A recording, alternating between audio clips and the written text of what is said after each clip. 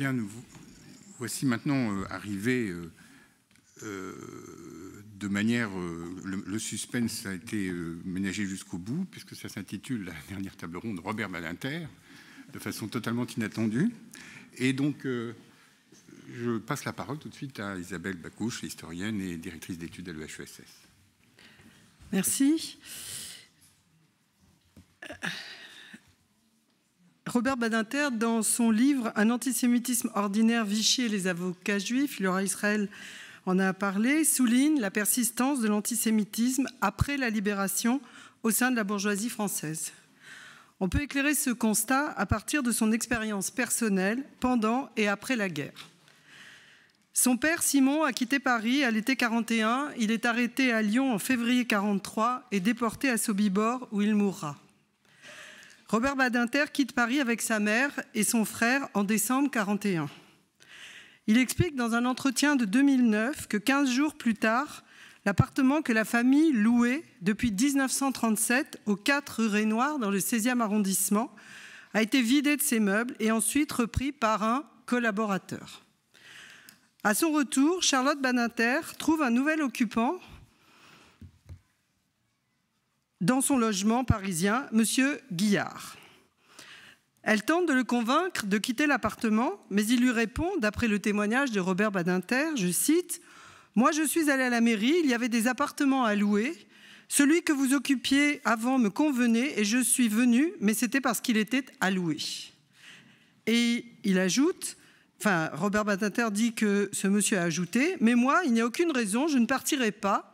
Je l'ai loué dans les conditions qui étaient les conditions de l'époque, je n'ai rien à me reprocher. » Ces verbatims sont exacts quant à la situation à laquelle la famille est confrontée, mais la caractérisation des acteurs et le processus de dépossession ne sont pas identifiés. Badinter utilise le mot collaborateur, mot valise fréquent après la libération, pour désigner les profiteurs en tout genre. Il implique une accointance politique entre le collaborateur et le régime de Vichy. En fait, les choses sont plus complexes. C'est l'objet de l'enquête que nous avons menée avec Sarah Gainsburger et Éric Le Bourris, qui a donné lieu au livre Appartement témoin, la spoliation des locataires juifs à Paris, 1940-1946. Ces appartements de locataires juifs ont été spoliés par la préfecture de la Seine, par un service du logement installé rue Pernelle, près de l'hôtel de ville, grâce à une procédure administrative ad hoc inventée à partir de l'été 1943. Les listes d'appartements vidés par les Allemands, comme celui de la famille Badinter en novembre 1943, sont transmises à la préfecture de la Seine, qui fait office de maire à l'époque, et les logements sont proposés à des sinistrés. Puis, donc là, vous voyez une liste qui est annotée par un des sinistrés, et chaque adresse est suivie du nom de la famille juive qui l'occupait. Puis, plus largement, après les sinistrés, des Parisiens en quête de logement. Il faut rappeler la grave crise endémique du logement à cette époque. Ces familles candidates au relogement remplissent un formulaire sur lequel elles précisent l'identité du locataire juif absent. Un nouveau bail est signé après résiliation de celui de la famille juive par un administrateur provisoire. Les outils de l'arianisation sont utilisés. Comme beaucoup de familles, les Badinter ont continué à payer leur loyer jusqu'en novembre 1943, comme en atteste ici la quittance de loyer. Puis, après novembre 1943, le propriétaire a déclaré le logement auprès du service de la rue Pernelle et il a été reloué donc à M. Guillard, considéré comme sinistré d'Issy-les-Moulineaux, marié et père de 2 enfants. Au passage, le propriétaire augmente le loyer de près de 100%, le portant de 13 000 à 25 000 francs annuels, ce qui illustre aussi l'intérêt que les gérants et les propriétaires peuvent trouver dans la spoliation des droits locatifs des Juifs. C'est à partir du combat que Charlotte Badinter engage pour récupérer son appartement que nous avons pu documenter ce cas. Le 17 janvier 1945, un juge rend une première ordonnance estimant qu'il a besoin de plus d'informations. Il nomme un huissier. Vous avez un extrait du rapport de 12 pages. Je cite, « à l'effet de rechercher tout renseignement utile pour lui permettre de statuer sur la demande en réintégration formée par M. Badinter, actuellement déporté en Allemagne, locataire d'un appartement dépendant d'un immeuble SI 4 rue Rainoir. L'huissier établit un rapport de 12 pages le 11 mai 1945, guidé, on le voit très bien dans ce qu'il écrit, par Charlotte Badinter pour interroger les témoins importants et établir le fait que l'occupant de l'appartement, M. Guiard, a beau être sinistré, il dispose bien d'un autre logement. La lecture du rapport met en évidence la manière dont la charge de la preuve repose sur les épaules des familles juives, une dissymétrie qui sera dénoncée dès 1944, avant la libération, par René Cassin. Des démarches longues et coûteuses pour une mère seule avec ses 2 enfants. Robert Badinter raconte en 2009. Et donc, il a fallu plaider. J'étais en première année de droit, ma mère m'a dit « Viens avec moi ». Et j'entendrai toujours un avocat moyen, modeste, dire « Monsieur Badinter », c'était en avril 1945, quelque chose comme ça, la guerre était en train de finir, il a dit « Monsieur Badinter est actuellement dans les camps de concentration en Allemagne ». Et le président a dit « Je garderai ça toute ma vie, c'est la première fois de ma vie que j'ai mis les pieds dans un palais de justice pour entendre ça. Ça n'intéresse pas le tribunal, maître. J'avais 17 ans. Ça n'intéresse pas le tribunal. Vous pouvez crever, on n'a rien à en fiche. Formidable, c'était formidable. » Finalement, le procès a été gagné. On a eu beaucoup de mal à le faire exécuter, beaucoup de mal. Et évidemment, tout ça ne pouvait qu'aller au cœur de ma mère. La famille réintégrera l'appartement en 1947. Charlotte Badinter en devient propriétaire en 1952. Et Robert Badinter, c'est le document qui est à droite, y installe son cabinet d'avocat. Il demande une dérogation pour usage professionnel en 1963. Cette expérience a pu être fondatrice pour un jeune homme de 17 ans. La négation de la déportation de son père, l'impossible retour chez soi, le combat d'une mère qui doit aussi tenter de se faire dédommager pour l'arianisation de l'entreprise d'importation de peau de son mari, rue Richer. Un retour empêché aussi bien par la spoliation que par le refus de réparation une fois la République restaurée, en somme une double peine. Et il faudrait ajouter, de façon contemporaine à ce procès, les heurts violents dans les rues de Paris et plusieurs manifestations antisémites avec des tracts d'une rare violence autour de cette concurrence des familles sur les logements. Reste que dans les récits de Robert Badinter, comme je l'ai dit au début, dans les récits qu'il a produits ou même dans les biographies, celle de Cassia, subsiste l'idée que la famille a été victime d'un collaborateur. Au contraire, notre enquête montre que c'est bien une politique publique mise en œuvre par la préfecture de la Seine qui a frappé des milliers de familles juives parisiennes. Le combat de Charlotte Badinter a été celui de toutes ces familles juives revenues à Paris et ayant trouvé leur appartement occupé par d'autres. Après l'arrestation, la déportation, la cache, l'impossible retour à une vie normale avec ce qui semble essentiel, un toit. Je précise qu'à l'époque, plus de 95% des Parisiens sont locataires, juifs et non-juifs. Cette spoliation à leur droit au bail a donc concerné toutes les catégories sociales, tous les juifs de nationalité française ou étrangère, dans tous les quartiers de Paris. J'ai parlé d'une double peine. En effet, une ordonnance du 14 novembre 1944 isole cette spoliation, qui n'est pas nommée, de toutes les autres, qui sont, elles, l'objet d'une autre ordonnance du même jour, sur la même page du JO, confirmant la nullité des actes de spoliation. L'ordonnance sur la réintégration des locataires évincés impose aux familles juives d'aller en justice devant le juge de paix pour faire valoir leurs droits. Des familles juives, d'ailleurs, qui ne sont pas non plus nommées en tant que juives. Mais la hiérarchisation des victimes dans cette ordonnance joue en défaveur des juifs. Les familles des sinistrés ou des prisonniers de guerre peuvent rester dans les appartements tant qu'elles n'ont pas trouvé un autre logement, alors que le juge a prononcé la réintégration. C'est donc mission impossible compte tenu de la crise du logement. Une exception à ce traitement de faveur du sinistré, s'il a été frappé d'indignité nationale pour fait de collaboration. Et c'est à partir de cette exception que s'est diffusée dans la défense des familles juives et dans les plaidoyers de leurs avocats l'idée que le nouvel occupant était un collaborateur et qu'il devait donc partir. Ginette Kolinka, qui témoigne tant, ne dit pas autre chose à propos de son logement.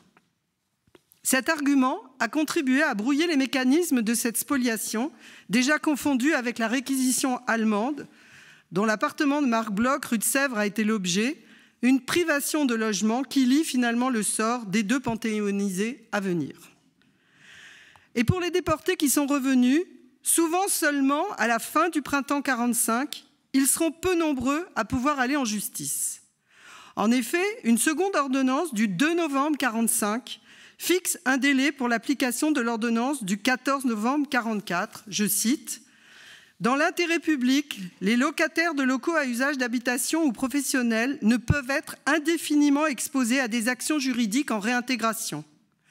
Les anciens locataires doivent pouvoir agir dans les termes de l'ordonnance, mais maintenant que les intéressés ont pu, dans le délai de près d'une année qui s'est écoulé depuis la promulgation de l'ordonnance du 14 novembre 44, opter pour leur réintégration ou leur renonciation à leurs droits, il convient de limiter dans le temps leurs droits d'action. Il y a lieu, en conséquence, d'instituer un délai pendant lequel les locataires spoliés devront avoir formé leur demande de réintégration à peine de forclusion et donc, passé le 31 décembre 45, les familles juives ne peuvent plus aller en justice, ce qui, pour les déportés qui sont revenus au printemps 45, leur laisse à peine 6 mois. Et c'est bien au nom du retour à la normale que les locataires spoliés se voient limités dans le temps de leur droit d'action. Cet enchaînement d'injustices et de préjudices ont marqué profondément Robert Badinter, mais il faut se souvenir qu'il n'avait pas en tête le mécanisme administratif qui a présidé à la spoliation de sa famille. Et pourtant, dans sa thèse soutenue en décembre 1945, Gérard Lyon-Camp décrit cette spoliation du droit au bail, mais il n'envisage pas la politique publique qu'il a mise en œuvre, évoquant seulement des initiatives privées de propriétaires ou de gérants. Or, c'était bien un montage de l'État français, une politique publique sur le dos des familles juives, et le retour à la légalité républicaine a également été douloureux pour bien des familles. Pour conclure, je rappellerai 2 faits qui plaident pour que la séquence de l'occupation et de la persécution ne s'arrête pas en août 1944. La loi du 7 mai 1946, ici c'est une décision de justice qui applique cette loi, interdit aux étrangers d'obtenir l'expulsion des Français prononcée par les juges de paix. C'est donc une persistance entre le « eux » et le « nous », mais avec de nouvelles catégories. Les espoirs sont donc à nouveau ruinés pour les Juifs étrangers, ils étaient nombreux, qui ont été privés de leur logement. Et ici, la relogée obtiendra que finalement l'exécution du juge de paix en faveur de Crepes ne soit pas appliquée. Simon Badinter avait été naturalisé, on l'a dit, français, ainsi que sa femme, et ses 2 fils étaient nés en France. Ils échappent donc à cette disposition. Dernier point, Georges Berthet. Ironie de l'histoire, c'était le nom que prend la famille Badinter en Savoie à partir de 1943. Georges Berthet était le chef du service du logement de la rue Pernelle. Il a poursuivi sa carrière jusque dans les années 1970 dans l'administration préfectorale et il a été décoré durant tout l'après-guerre. Ici, en 1983, il est promu officier de l'ordre du mérite. Au prétexte, je cite, qu'il a obtenu le relogement de plus de 10 000 sinistrés dans des conditions difficiles. Le chiffre est relativement exact, mais on ne dit pas que le relogement s'est opéré exclusivement dans des appartements de familles juives. C'est bien en enquêtant sur l'activité des administrations ordinaires, telles que celle du logement, que l'on peut prendre la mesure de cette mise à l'égard des Juifs de la société française, de l'adhésion d'une grande partie des Parisiens à cette politique et de l'injustice qu'ils ont vécue à leur retour. Le cas de la famille Badinter est loin d'être singulier. Le combat pour la réintégration, qui a duré 2 ans, du logement, fut une première expérience pour Robert Badinter avec la justice et l'injustice. Et on peut se rappeler ce que Nancy Green racontait à propos de Simon, le père, qui croyait en la France comme pays des droits de l'homme.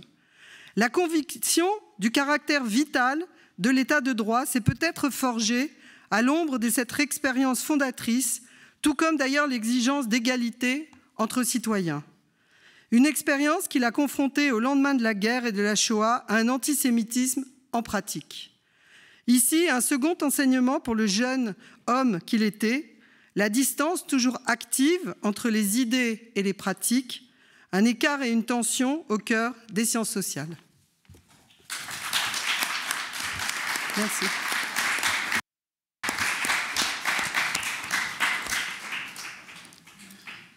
Je pense que c'est Antoine Yoncan qui, professeur émérite de Paris 10 et de l'École des hautes études en sciences sociales, et actuellement avocat au Conseil d'État et à la Cour de cassation. Merci beaucoup, Olivier. Avec un tel titre, Robert Badinter, je me sens très libre d'évoquer tel sujet ou tel autre. Alors, je pourrais commencer par faire une liaison avec ce qu'a dit avec beaucoup de science Isabelle.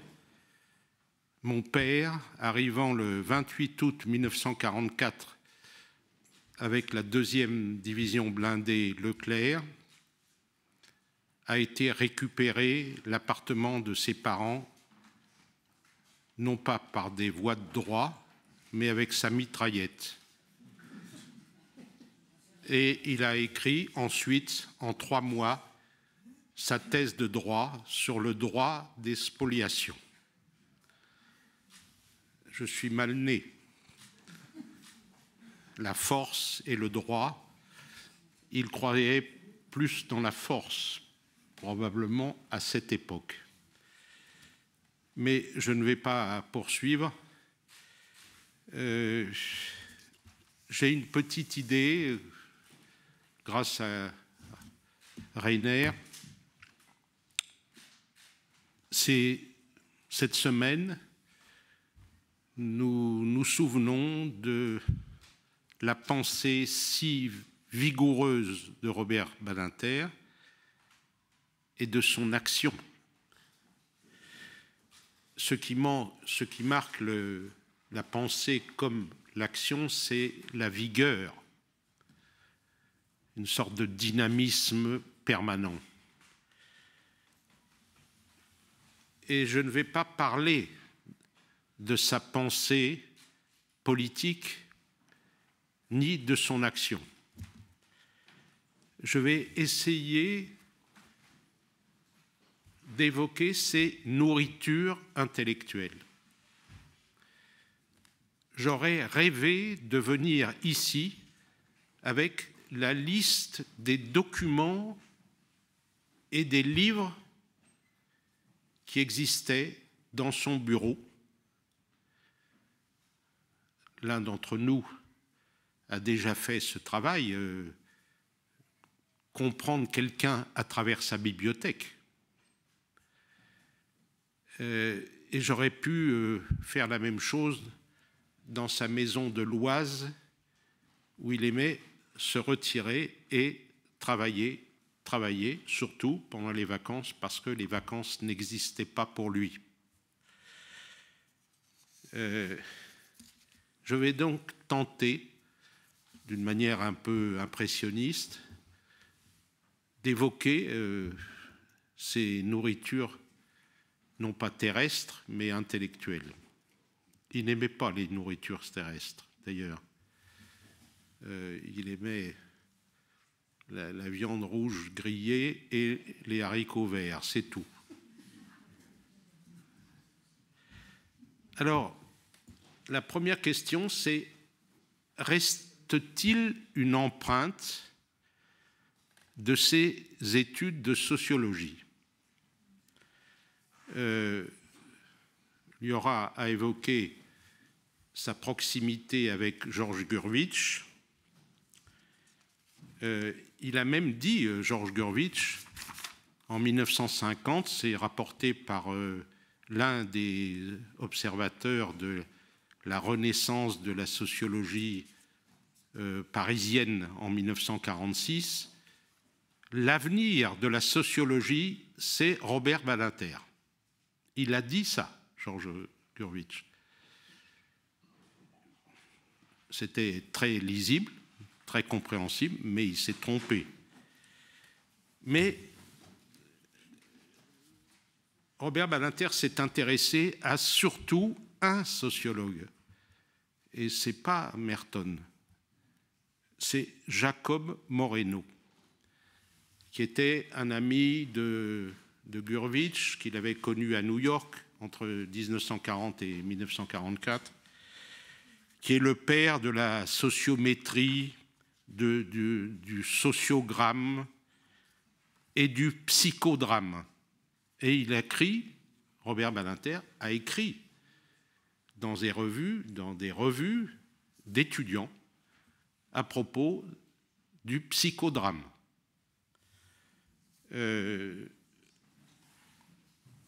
Je pense que ça l'a prémuni contre le dogmatisme, parce que ce mouvement de la sociologie américaine était vraiment en antithèse avec le legs de Durkheim.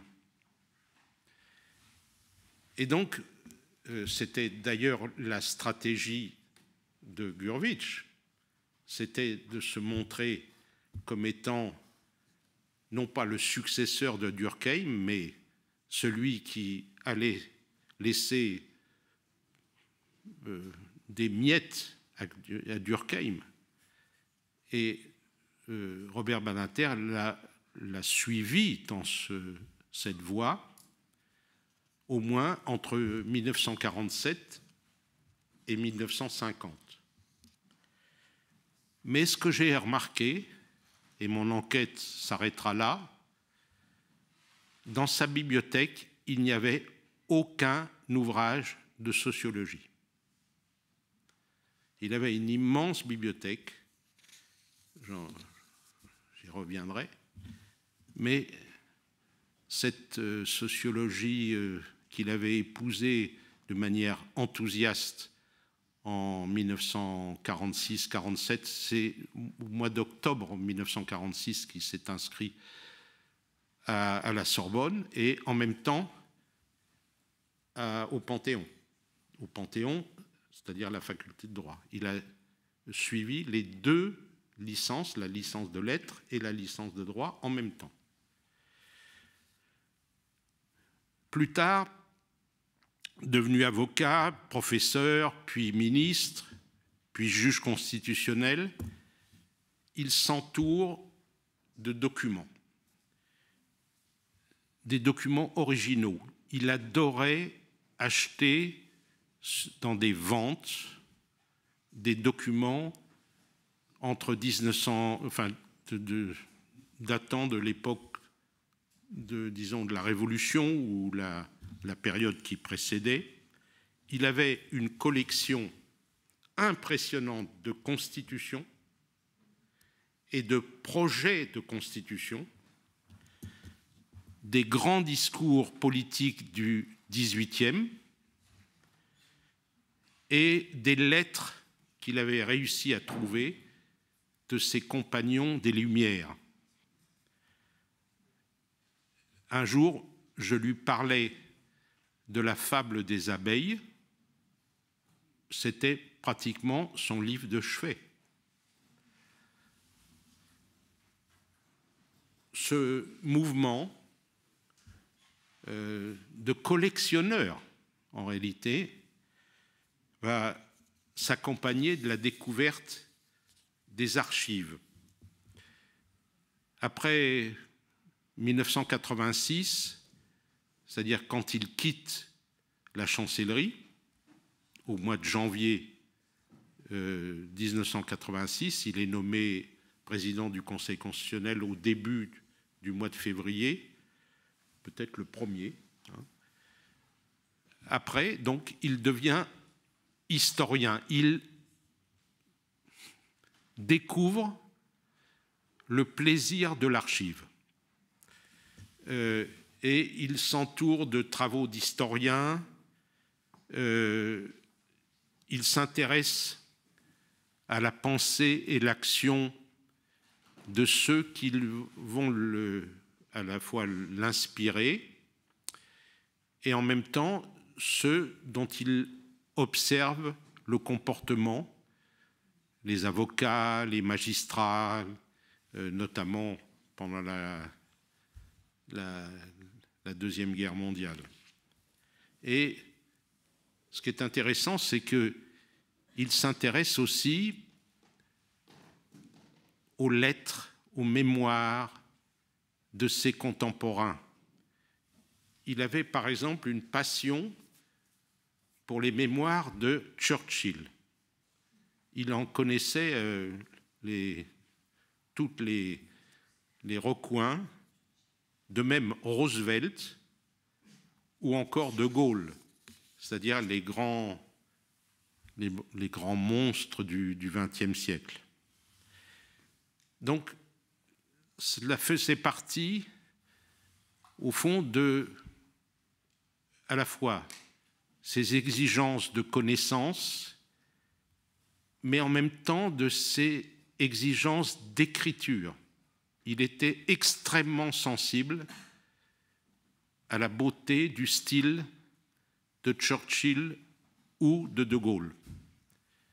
Et il répétait régulièrement que s'il faut éduquer les enfants, il faut leur lire l'article 2 de la Déclaration des droits de l'homme et du citoyen. Il en avait plusieurs exemplaires et je pense qu'il contemplait et lisait avec une jouissance particulière la beauté, la perfection du style de cette déclaration. Sa passion pour le théâtre, si puissante qu'il devint auteur, le fait plonger dans d'autres documents. Et ça occupait une grande place dans sa bibliothèque. Les minutes des procès anciens. Celui d'Oscar Wilde, par exemple, sur lequel il a écrit une pièce. Les biographies de ces personnages. Les travaux d'historiens sur, par exemple, le théâtre victorien, sur l'homosexualité, sur les classes sociales en Grande-Bretagne à la fin du XIXe siècle, pour s'en tenir simplement à ces lectures avérées qui lui ont été utiles pour écrire cette pièce sur Oscar Wilde.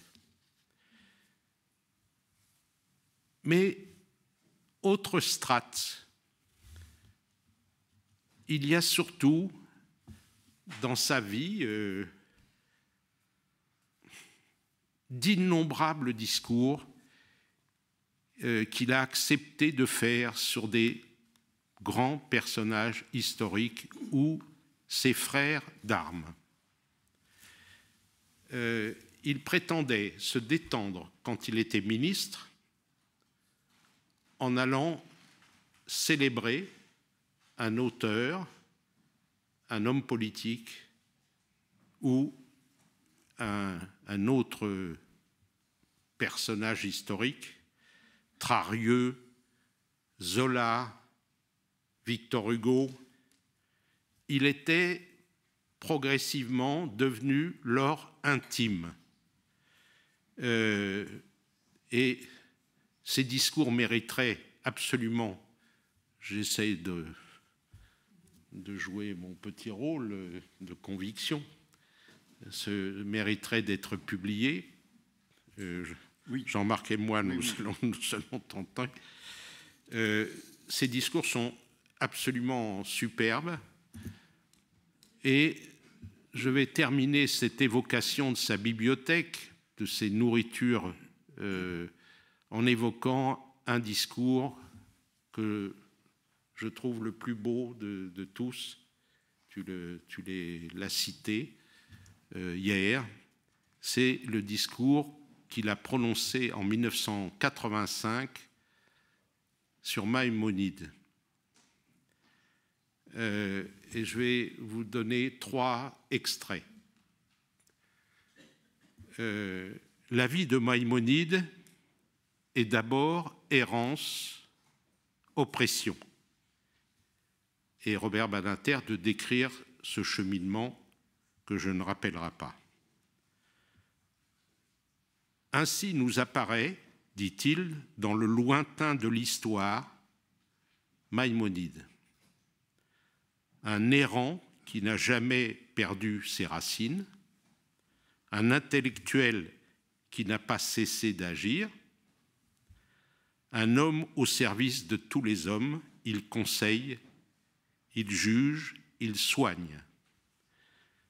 Mais tandis qu'il supporte tant de charges, une grande pensée se forme en lui.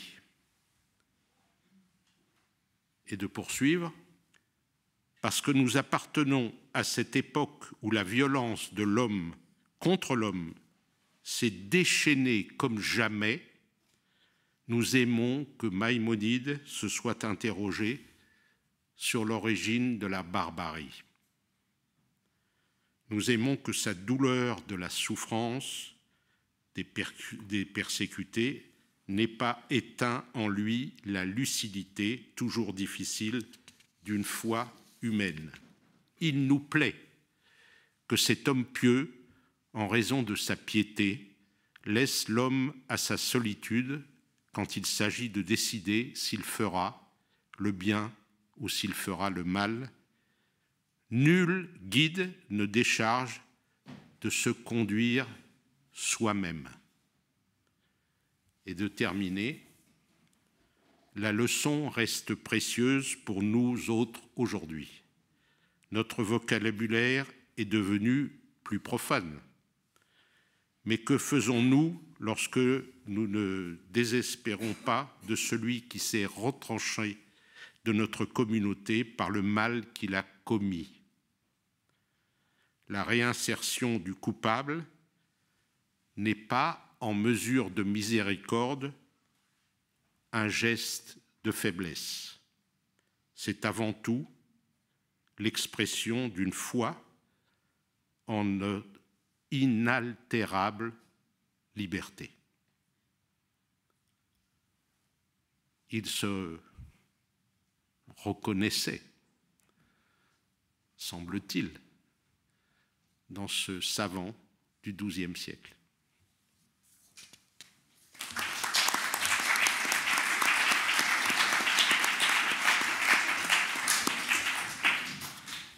Maintenant, je passe la parole à M. Jean-Marc Sauvé, vice-président honoraire du Conseil d'État et qui a été collaborateur de Robert Badinter au ministère de la Justice. Après avoir entendu donc des extraits du discours de Robert Badinter sur Maïmonide, vous comprendrez à quel point il nous apparaît indispensable de publier tous ces écrits qui, aujourd'hui, sont inaccessibles. Peut-être quelques mots avant de parler de l'œuvre et de l'homme tel que je les perçois, de ma rencontre avec Robert Badinter, il y a 2 temps. Le 1er novembre 1973, je suis, je pense, depuis toujours, en tout cas au moins depuis l'âge de 10 ans, un adversaire absolument déterminé de la peine de mort.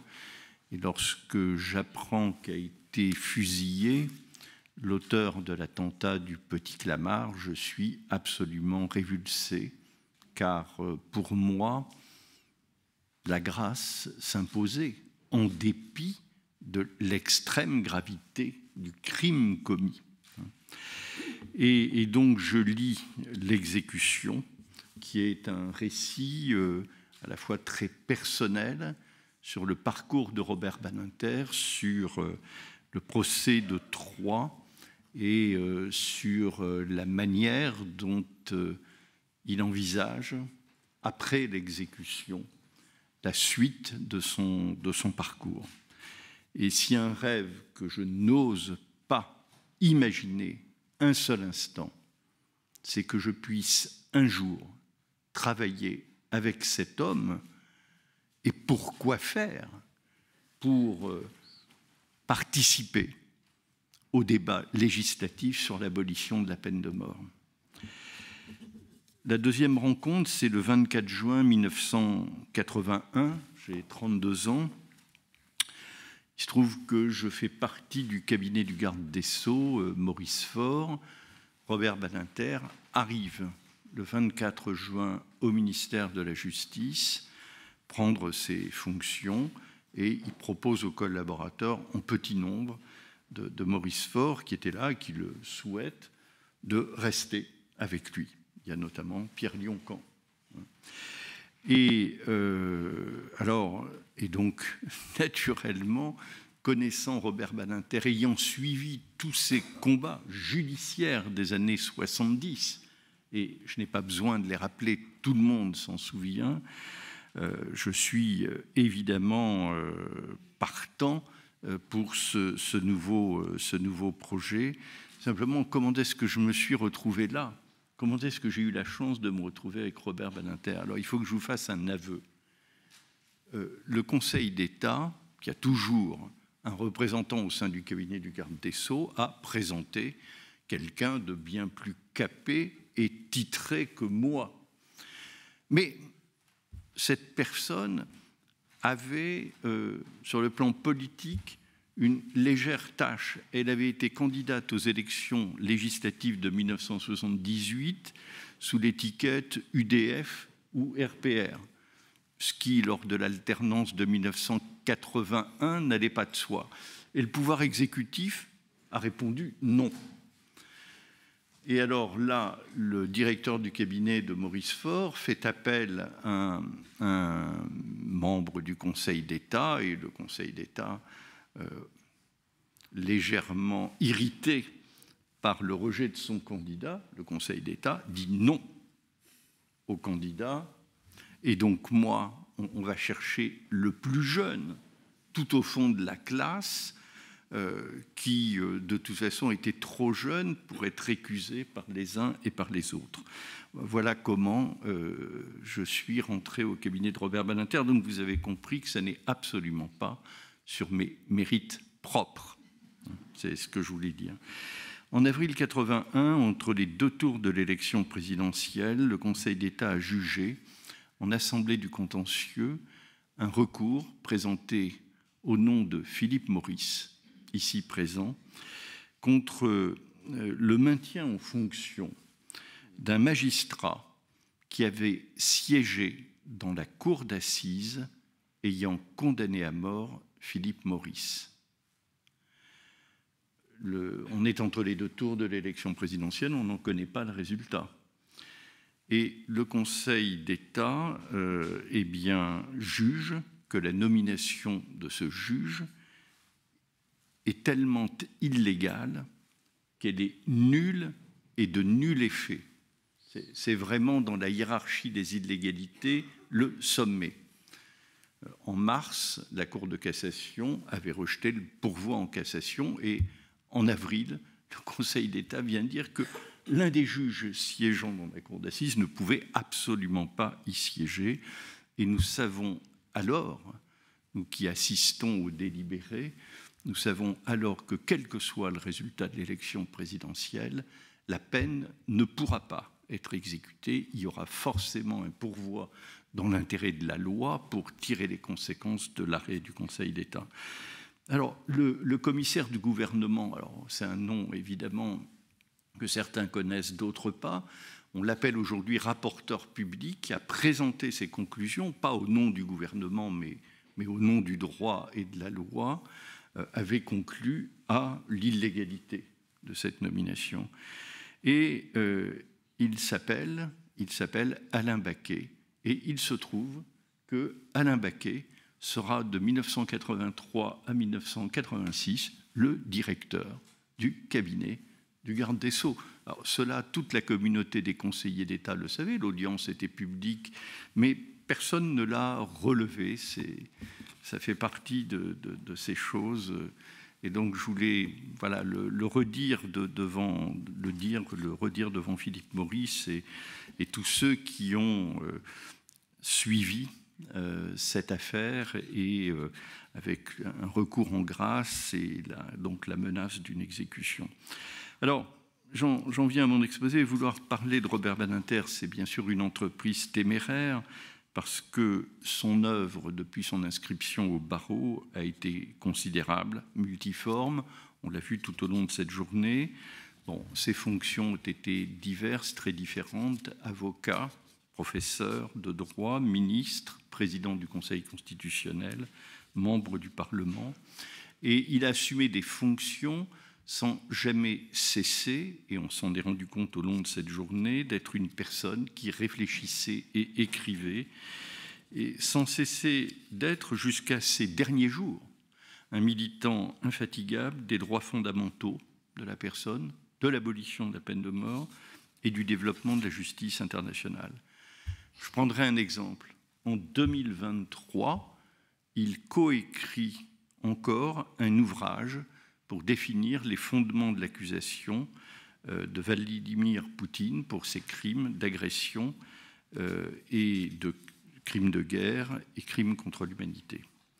Robert Badinter a marqué d'une profonde empreinte chacune de ses fonctions, chacun de ses combats, dont certains sont conclus victorieusement, d'autres pas, et d'autres ne cessent pas aujourd'hui de se poursuivre.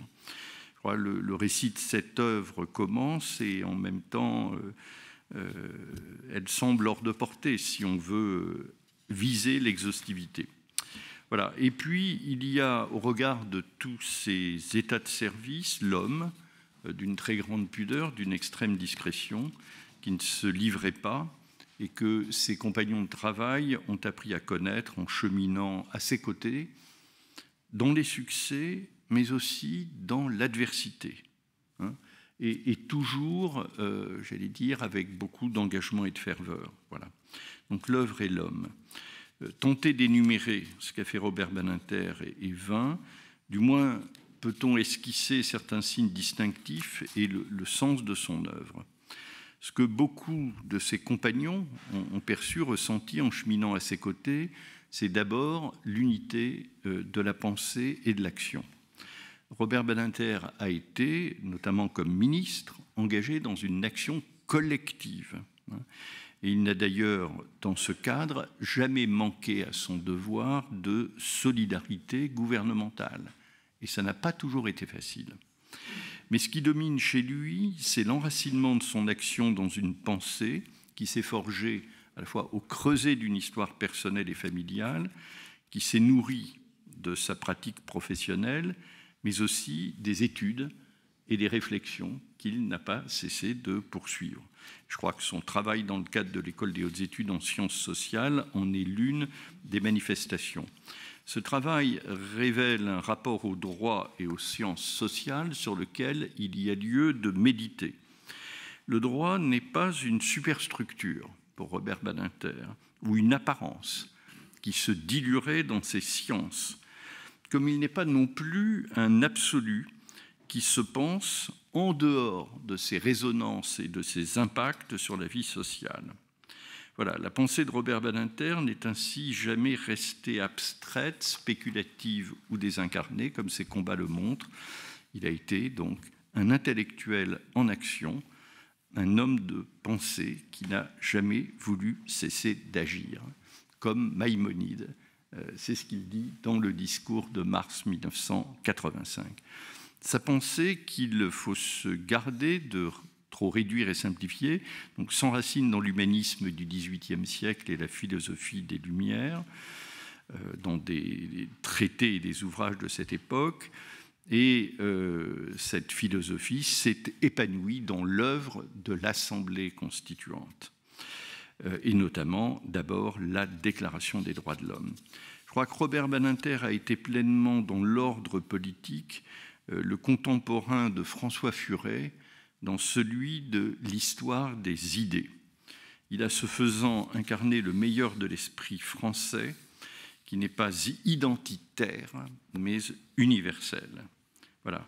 Il a, au milieu de l'inconstance des opinions, défendu avec continuité et clarté des positions qui puisent à des sources vives, qui placent la personne humaine, sa dignité et ses droits fondamentaux au cœur de notre construction politique, et même à sa source. Il a donc été, par sa parole, son action, une conscience de la République. Je crois que chacun, aujourd'hui, a fini par le comprendre et l'admettre, qu'il soit juriste ou pas, ami ou adversaire. Ce qu'on doit aussi retenir, c'est, au-delà de la clarté de son projet et de l'ancrage de son action dans une pensée, c'est le déploiement dans la durée d'une action qui frappe par sa cohérence.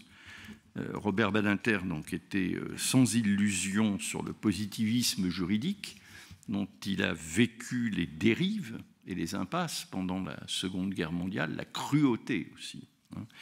Mais il n'a pas cessé non plus, en même temps, de croire dans la force du droit et de la loi pour changer le cours des choses et contribuer à la construction d'un monde qui soit plus libre, plus juste, plus pacifique sur la scène nationale et internationale. Il a en effet activement soutenu les efforts pour prévenir et résoudre les conflits entre États ou pour juger les auteurs de crimes de guerre ou contre l'humanité. Avec le recul du temps, cette cohérence apparaît de manière saisissante sur la question pénale, mais il ne faut pas réduire l'œuvre de Badinter à la législation pénale ou la réforme pénitentiaire. De l'abolition de la peine de mort à la réforme de la condition et de l'architecture pénitentiaire en passant par la refonte du code pénal, c'est la même pensée qui se déploie sur la personne humaine comme sur le sens et la finalité de la peine, qui doit avoir une fonction de rétribution, mais aussi d'amendement et de préparation à la réinsertion. La même logique a été à l'œuvre dans la transformation du procès pénal et de l'application des peines, où l'on est passé, après toutes sortes de tribulations, de la détention provisoire sans audience, et de l'exécution administrative des peines, au juge des libertés de la détention et aussi à la judiciarisation de l'application des peines.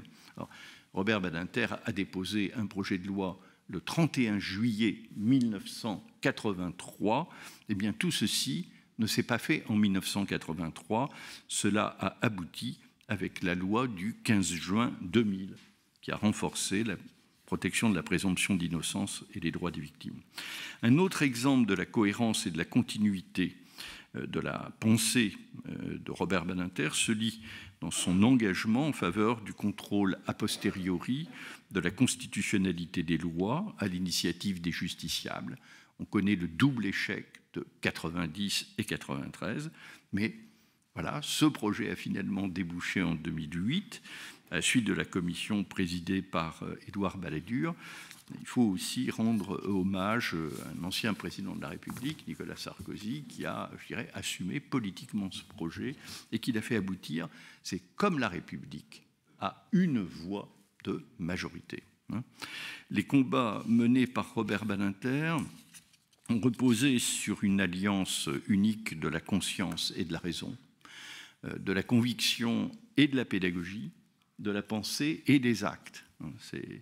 Et cette alliance a été aussi marquée du sceau, de la volonté, du courage et d'une forme d'inflexibilité face aux contradictions. J'ai la nuque raide, disait-il parfois, quand les choses allaient mal et qu'il était prié de lâcher du lest. Il a été vilipendé pour sa prétendue bienveillance envers les criminels et rendu responsable de la délinquance dans notre pays.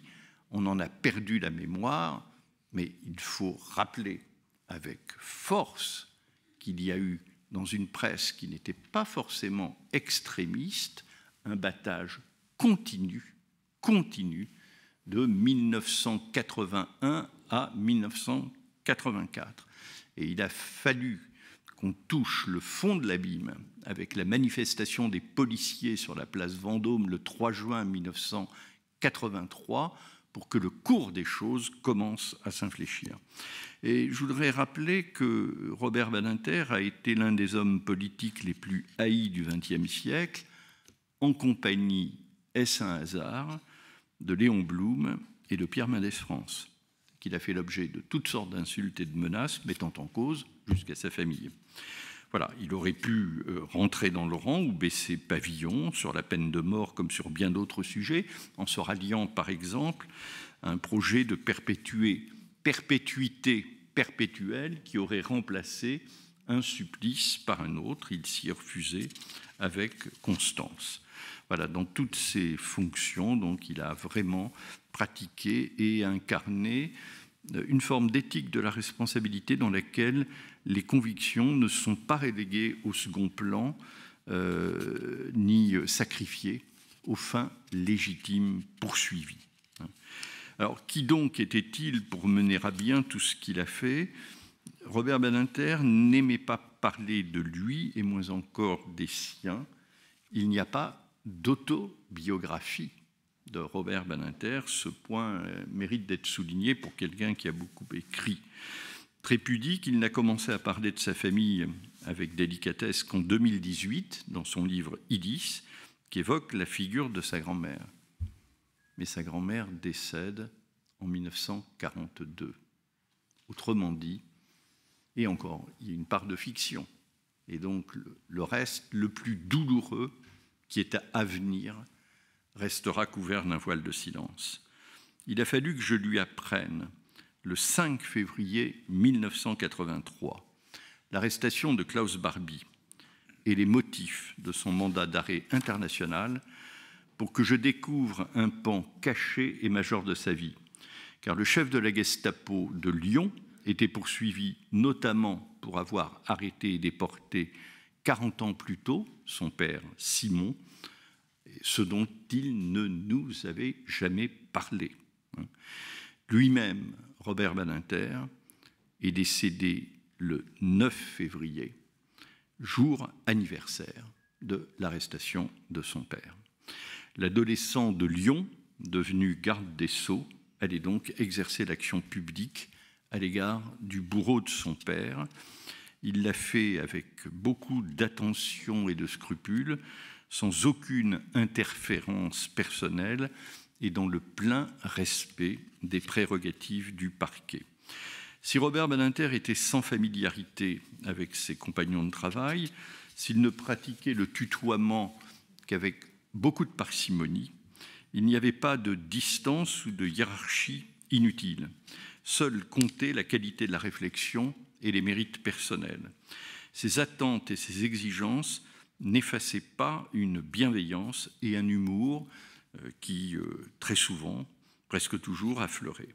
On a même beaucoup ri au ministère de la Justice dans les années 80, surtout dans l'adversité. Le ministre suscitait l'adhésion par la force de ses convictions et sa disponibilité pour l'échange et le débat.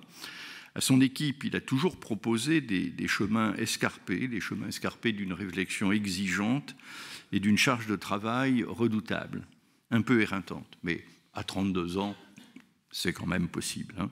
Voilà. Alors, il respectait les personnes en sachant les questionner, les écouter. Je crois, ce qui était à la fois utile à la réflexion collective et gratifiant pour chacun.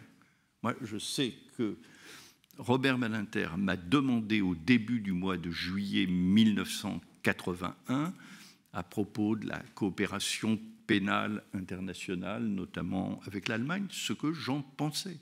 Mais ce que j'en pensais, et y compris quels étaient mes motifs. Et j'ai été quand même très touché qu'une personne n'ayant aucune espèce de référence professionnelle comme moi pouvait être interrogée par un homme ayant le parcours qui était le sien et qui était déjà chargé de prestige. Voilà. Et il ne mettait pas non plus en concurrence ses collaborateurs. Je crois que si nous sommes restés si proches les uns des autres pendant des décennies, c'est au patron qu'on le doit. Hein. Et même lorsqu'il demandait qu'un travail soit repris de fond en comble, il faisait comprendre à son interlocuteur le but à atteindre. Et l'interlocuteur sortait de cet échange moins découragé ou désespéré que remotivé. Et je crois que cette pédagogie aidait à progresser. Alors, vous voyez, je m'exprime en termes tout à fait généraux et impersonnels, mais je vais vous dire la vérité maintenant. Je rentre dans son bureau, j'avais déjà transmis des textes, et il m'explique ce qu'il en pense. Et il me dit, voilà, que ça ne va pas du tout et qu'il faut reprendre tout ça de fond en comble.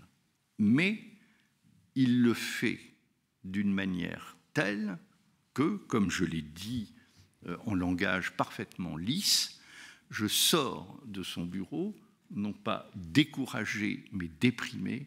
J'ai bien compris ce qu'il veut, j'y adhère et je vais le faire. Et si je puis me permettre une chose, Robert Badinter m'a permis d'avoir confiance en moi. Voilà, son ardeur au travail qui était constante, sa rigueur intellectuelle et morale en imposait. Voilà, il nous a donné à tous le sentiment et même la joie de participer à une œuvre historique. Il avait aussi une culture et un talent qui impressionnaient sans intimider, et donc ce corpus de convictions que ceux qui ont eu le privilège de travailler avec lui partageaient. Donc on l'admirait pour ses compétences, son engagement et ses convictions. Et c'était donc nous avons travaillé dans une ambiance unique du début à la fin. Son cabinet a été, je crois, une ruche bourdonnante et amicale, aussi ardente et engagée derrière lui que dépourvue de querelles internes. Alors, à 32 ans, je n'avais pas beaucoup d'expérience.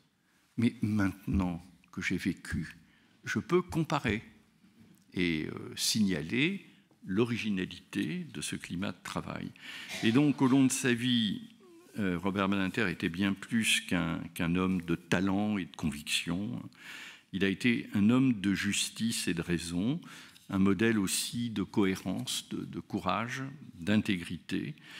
Voilà. Il s'est aussi attaché à transmettre et faire partager son savoir, ses réflexions, ses interrogations devant les publics les plus variés. Je crois que dans chacune de ses fonctions, il a été quelqu'un qui tâchait d'enseigner au propre comme au figuré. Et il y a encore un point qui nous a marqué, c'est son ouverture d'esprit, sa curiosité intellectuelle exigeante, qui ont été les siennes sur les sujets auxquels il a consacré son existence, comme sur bien des questions dépourvues de rapport direct avec ces sujets. Toujours, il était en éveil, il ne cessait pas de réfléchir, d'interroger, d'écouter, de relancer. Et en pensant à lui, donc, je ne peux que citer ce vers du poète latin Terence: « Je suis homme et rien de ce qui est humain ne m'est étranger. » Robert Badinter a été un homme au sens plein du terme. Je vous remercie.